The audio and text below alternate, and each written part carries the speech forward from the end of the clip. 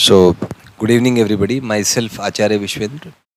आज एक बहुत ही फंडामेंटल क्वेश्चन पे आपसे बात करूंगा कि आज के समय में पेरेंट्स की जो मेन कंसर्न है, जो मेन प्रॉब्लम है, वो है बच्चे कहते हैं कि हमें समझ में नहीं आ रहा। तो ये समझ में ना आना आज के बच्चों की मूल समस्या है। बच्चे स्कूल में जाते हैं, नंबर नहीं आ पाते या कोई उसमें वो परफॉर्म नहीं कर पाते, तो वो सबसे पहला जो कारण बताएंगे वो कहेंगे कि हमें तो समझ में नहीं आ रहा सब्जेक्ट। और समझ में ना आने का कारण वो समझते हैं कि शिक्षक इसके लिए उत्तरदायी है। शायद शिक्षक उतना सक्षम नहीं है, क्योंकि ह्यूमन नेचर होता है कि जब कोई भी समस्या आती है तो सबसे पहले हम अपनी कमियां छोड़ के दूसरों में कमियां निकालना शुरू करते हैं। लेकिन एक शिक्षक से पढ़े हुए मान लीजिए 100 स्टूडेंट हैं किसी क्लास में, उन 100 स्टूडेंट में से एक बच्चा ऊपर से टॉप करता है, एक बच्चा फेल हो जाता है।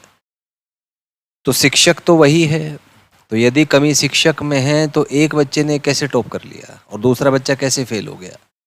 क्योंकि शिक्षक अपने आप में हम सामान्यतः किसी व्यक्ति को समझ लेते, व्यक्ति शिक्षक नहीं है। जब कोई व्यक्ति या कोई शिक्षक क्लास में जब पढ़ाना स्टार्ट करता है तो उससे बच्चों के मन मस्तिष्क तंत्र में कुछ हरकतें होती हैं, कुछ प्रोसेसेस एग्जीक्यूट होते हैं।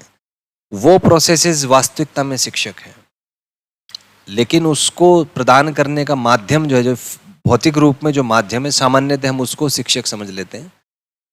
तो कोई शिक्षक एक व्यक्ति है, वह व्यक्ति उसका एक भौतिक फॉर्म है, उसका भौतिक आयाम है।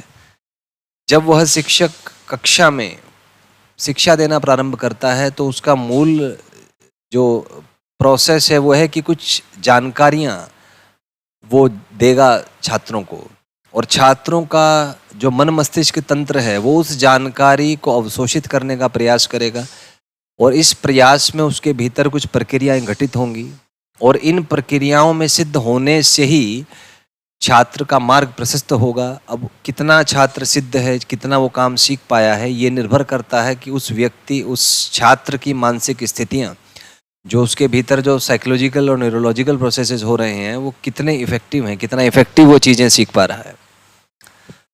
तो ये समझ की जो बात है, पहली बात तो समझना, एक जैसे आप मान लीजिए कि एक उदाहरण ले लीजिए कि आपको क्या चीज़ समझ आई जीवन में, तो हमें वही समझ आता है जो हमें पहले से आता है, जो हमने सीखा हुआ है। तो पहले समझने को समझते हैं कि समझना क्या है। वास्तव में बात है कि हमारे अंदर कुछ जानकारियां